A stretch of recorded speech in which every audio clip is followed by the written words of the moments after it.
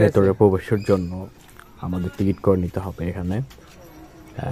এখানে কোনো ধরনের কমিশন নেই স্টুডেন্টদের জন্য কিংবা অন্য কোনো পারপাস।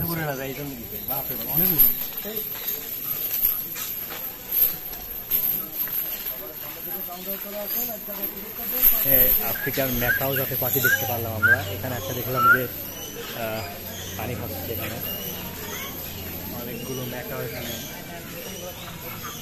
এখানে আর ওই যে একটা ম্যাকাও আইতে দিচ্ছে যেটাকে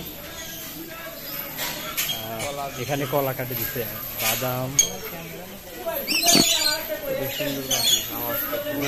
খাতার মধ্যে কেন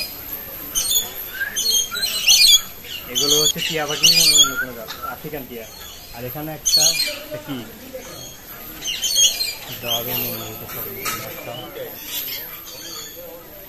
প্রায় 30 থেকে 40টির মতো এখানে ম্যাকাও পাখি রয়েছে।